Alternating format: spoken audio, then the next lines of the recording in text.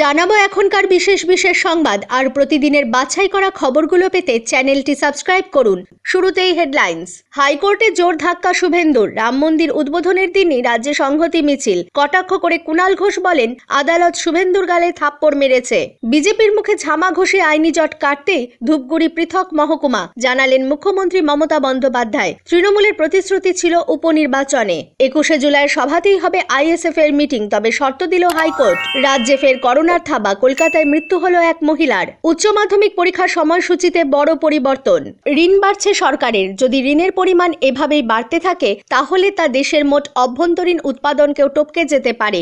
বিপদে পড়তে পারে ভারত, এমনই তথ্য প্রকাশ্যে এসেছে আন্তর্জাতিক অর্থভান্ডার IMF এর রিপোর্টে। গত বছরের ডিসেম্বরে সেই রিপোর্ট প্রকাশ্যে এসেছে। সংবাদ মাধ্যম বিজনেস স্ট্যান্ডার্ডস এর প্রতিবেদন অনুযায়ী ভারতকে সতর্ক করে IMF জানিয়েছে, ভারতীয় সরকারের ঋণের পরিমাণ দেশের জিডিপি অর্থাৎ 3.18 লক্ষ কোটি টাকা ছাড়িয়ে যেতে পারে।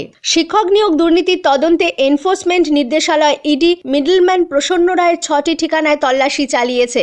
নয়াবাদে প্রসন্ন রায়ের ঘনিষ্ঠ ট্রাভেল এজেন্সির সঙ্গে যুক্ত রোহিত ছাড় ফ্ল্যাটেও হানা দিয়েছিল ইডি আধিকারিকরা। নিউ টাউনে প্রসন্ন রায়ের 2টি ফ্ল্যাটে ইডি পৌঁছেছে, সঙ্গে কেন্দ্রীয় বাহিনী। এমনকি নিউ টাউনে প্রসন্ন রায়ের অফিসেও ইডির তল্লাশি। আইডিয়াল ভিলায় প্রসন্ন রায়ের বাংলোও পরিবারের সদস্যদের জেরা চলেছে। প্রসন্নের পাশাপাশি তার এক সময় সহকারী প্রদীপের বাড়িতেও হানা দিয়েছে ইডি। বড় পরিবর্তন আনা হলো উচ্চ মাধ্যমিক পরীক্ষার সময়সূচিতে। পরীক্ষার রুটিনে দিন অপরিবর্তিত থাকলেও বদলে গেল পরীক্ষার সময়। পুরনো সূচি অনুসারে পরীক্ষা শুরু হওয়ার কথা ছিল দুপুর 12টায়, শেষ হওয়ার কথা ছিল দুপুর 3:15 তবে এই সময়সূচিতে বড় বদল আনা হলো এবার। প্রতিদিন সকাল 9:45 পরীক্ষা শুরু হবে, চলবে দুপুর 1টা পর্যন্ত। বৃহস্পতিবার উচ্চ মাধ্যমিক শিক্ষা সংসদের পক্ষ থেকে এক বিজ্ঞপ্তি প্রকাশ করে এই নতুন সময়সূচির কথা জানানো হয়েছে। এগিয়ে আনা হয়েছে ভোকেশনাল সাবজেক্ট, ভিজুয়াল আর্ট, সঙ্গীত, স্বাস্থ্য ও শরীর শিক্ষার পরীক্ষার সময়ও। এই পরীক্ষাগুলিও শুরু হবে সকাল 9:45, শেষ হবে 11:45। একইভাবে মাধ্যমিক পরীক্ষার সময়ও 2 ঘন্টা এগিয়ে আনা হচ্ছে। সকাল 11:45 বদলে মাধ্যমিক পরীক্ষা শুরু হবে 9:45, চলবে দুপুর 1টা পর্যন্ত। প্রাপ্য বকেয়া নিয়ে কেন্দ্র ও রাজ্যের মধ্যে টানাপোড়েন চলছেই। সেই আবহে 100 দিনের কাজের টাকায় দুর্নীতির অভিযোগও রয়েছে। সেই আবহে ভুয়ো জব কার্ড খুঁজে বের করতে 4 সদস্যের কমিটি গঠন করা হলো। কলকাতা হাইকোর্টের প্রধান বিচারপতি TS শিবজ্ঞানম ওই কমিটি গঠন করে দিয়েছেন। কেন্দ্রীয় সরকার, রাজ্য সরকার, ক্যাগ এবং অ্যাকাউন্ট জেনারেলের একজন করে প্রতিনিধি নিয়ে গঠিত ওই কমিটি বিষয়টি তদন্ত করে দেখবে। পাশাপাশি ন্যায্য প্রাপকদের টাকা মিটিয়ে নেওয়ার পক্ষে সওয়ালও করলেন হাইকোর্টের প্রধান বিচারপতি শিবজ্ঞানম। বৃহস্পতিবার 100 দিনের কাজে দুর্নীতির অভিযোগ খতিয়ে দেখতে ওই কমিটি গঠন করেন কলকাতা হাইকোর্টের প্রধান বিচারপতি শিবজ্ঞানম। তিনি জানিয়েছেন, ইতিমধ্যেই দুর্নীতির যে টাকা উদ্ধার হয়েছে তা সঠিক হাতে যাক। দুর্নীতি তদন্ত হবে, কিন্তু যারা ন্যায্য প্রাপক তাদের কি হবে, এই প্রশ্নও তোলেন হাইকোর্টের প্রধান বিচারপতি শিবজ্ঞানম। তিনি বলেন, কারা কাজ করেছেন, কারা ন্যায্য প্রাপক সেই তালিকা রাজ্যের কাছে আছে। তাদের টাকা দিয়ে দেওয়া হোক, আদালত তাদের কাছে যাবে, তাদের প্রশাসনের কাছে যেতে হবে না। চাকরি প্রার্থীদের পর এবার আইনজীবীদেরও বাংলায় সওয়াল করতে বললেন বিচারপতি অভিজিৎ গঙ্গোপাধ্যায়। জানালেন তিনি বাংলায় বলতে চান। একই সঙ্গে তিনি আশা করেন আইনজীবীরাও বাংলাতেই সওয়াল করবেন। গত মঙ্গলবার বিচারপতি গঙ্গোপাধ্যায় প্রশ্ন তুলেছিলেন, কলকাতা হাইকোর্টে কেন বাংলায় মামলার সওয়াল করা হবে না। সুপারবিল্ড এরিয়া নয়, কার্পেট এরিয়ার ওপরই রাজ্য সরকার রেজিস্ট্রেশন ফি ও স্ট্যাম্প ডিউটি নেবে বলে জানানো হয়েছে। নতুন ফ্ল্যাট কেনার ক্ষেত্রে ক্রেতারা গতকাল থেকে এই সুবিধা পাচ্ছেন। তবে মেকানিক্যাল গ্যারেজ থাকলে রেজিস্ট্রেশন ফি এর সঙ্গে দিতে হবে স্ট্যাম্প ডিউটিও। রেজিস্ট্রেশন বিভাগের এক আধিকারিক জানিয়েছেন, লিফটের ক্ষেত্রে পুরনো নিয়মই বলবৎ থাকছে, অর্থাৎ লিফট থাকলে প্রতি বর্গফুটের জন্য রাজ্য সরকারকে দিতে হবে 100 টাকা করে। নতুন সিদ্ধান্তে সরকারের আয় কিছুটা কমলেও ফ্ল্যাট ক্রেতারা উপকৃত হবেন বলে জানানো হয়েছে। রিয়েল এস্টেট বিষয়ক মহাসংঘ ক্রেডাইয়ের পশ্চিমবঙ্গ শাখার সভাপতি সুনীল মহতা জানিয়েছেন, নতুন সিদ্ধান্তে তারা খুশি। লোকসভা ভোটের আগে ভোট করাতে পারে এমন ব্লক সভাপতিদের বেছে নিল তৃণমূল। বুধবার রাতে দলের রাজ্য দপ্তর থেকে জেলোয়ারি ব্লক সভাপতিদের রদবদলের পরই দলের ভেতরে চর্চা শুরু হয়েছে। রাজ্য তৃণমূল সূত্রে খবর, অর্থ, বাহুবল এবং জনসংযোগ ভোটের ক্ষেত্রে গুরুত্বপূর্ণ 3 মাপকাঠিকে প্রাধান্য দিয়ে ব্লক সভাপতিদের চূড়ান্ত তালিকা তৈরি হয়েছে।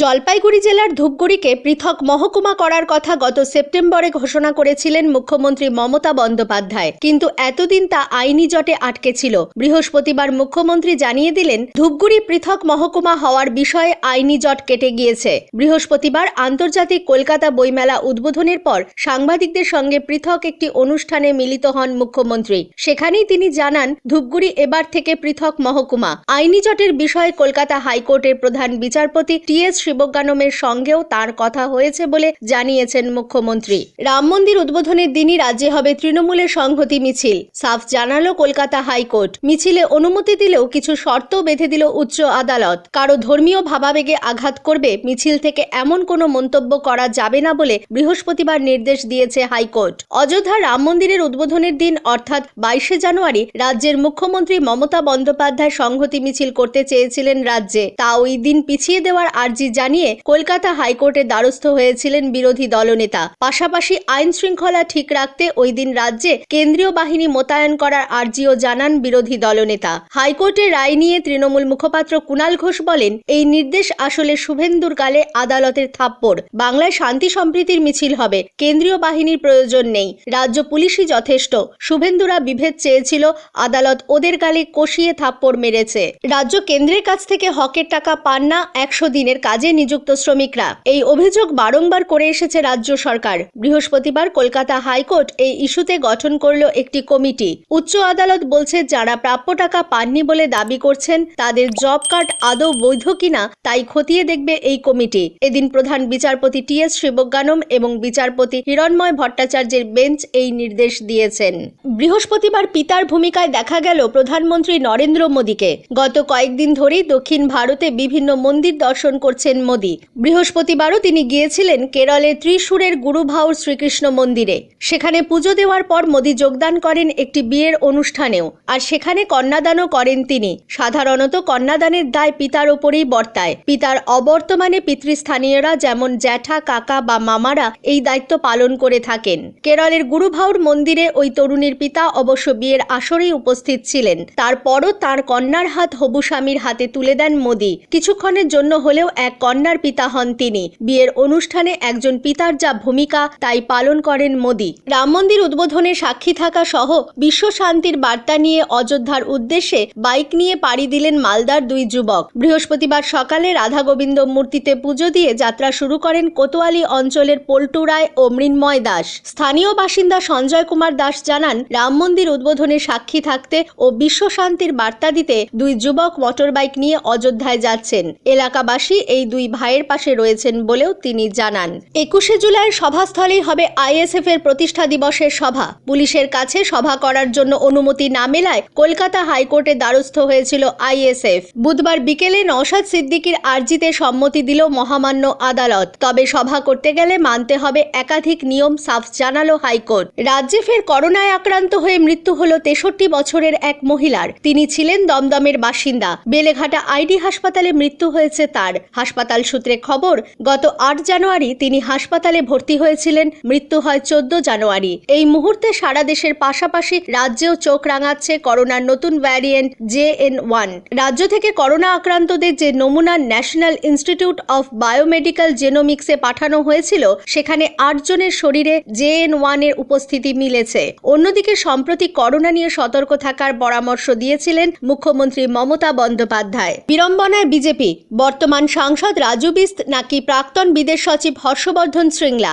লোকসভা নির্বাচনে দার্জিলিং কেন্দ্রে দলীয় প্রার্থী কে তা নিয়ে বিভ্রান্তি বাড়ছে বিজেপিতে। জনসংযোগের ক্ষেত্রে রাজনৈতিক ছোঁয়াচ বাঁচাতে সমাজসেবামূলক কর্মকাণ্ডে প্রাক্তন বিদেশ সচিব তুলে ধরতে চাইলেও সাধারণ মানুষের বুঝতে অসুবিধা হচ্ছে না তিনি লোকসভা ভোটের প্রস্তুতি শুরু করে দিয়েছেন। হাইকমান্ড থেকে এখনো পর্যন্ত কোনো নির্দেশ না আসার পরেও দলের একটা অংশ শৃঙ্গলার হয়ে ময়দানে নামায় শিলিগুড়ির বিজেপি যে দুটি ভাগে বিভক্ত তাও বুঝতে অসুবিধা হচ্ছে না আম নাগরিকদের। যা নিয়ে সাধারণের মধ্যে বিরূপ প্রতিক্রিয়ার যেমন সৃষ্টি হচ্ছে, তেমনি দলীয় নেতৃত্বকেও প্রশ্নের মুখেও পড়তে হচ্ছে। স্থানীয় সংবাদ শেষ হলো।